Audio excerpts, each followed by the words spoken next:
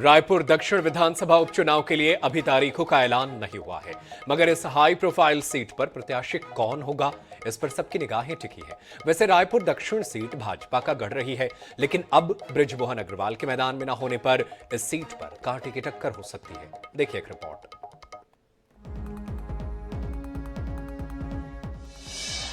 रायपुर दक्षिण विधानसभा में जल्द होगा उपचुनाव। बृजमोहन अग्रवाल के इस्तीफे के बाद खाली हुई थी सीट। इस सीट से बृजमोहन अग्रवाल 8 बार के विधायक रहे।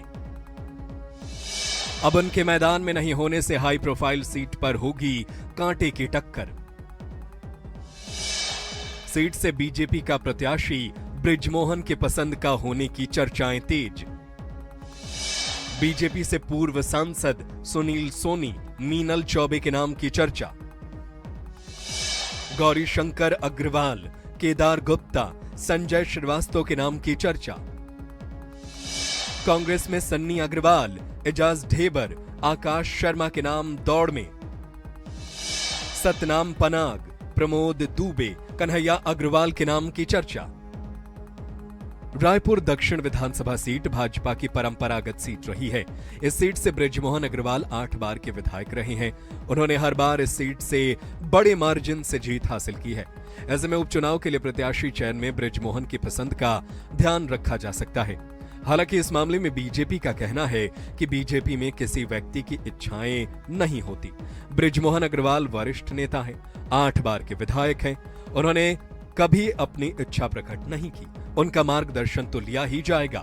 हम संगठन के हिसाब से चलते हैं। हम उपचुनाव को हम बड़े अंतर से जीतेंगे।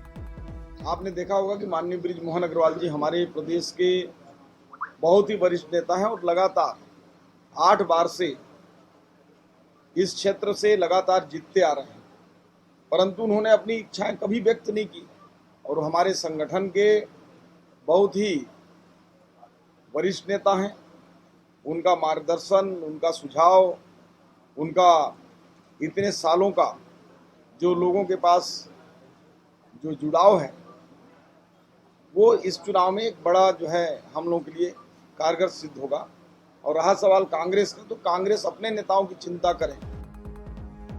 इधर रायपुर दक्षिण उपचुनाव को जीतने के लिए कांग्रेस पूरी ताकत झोंकेगी। पीसीसी चीफ दीपक बैज ने कहा कि कांग्रेस उपचुनाव को लेकर पूरी तरह से तैयार है।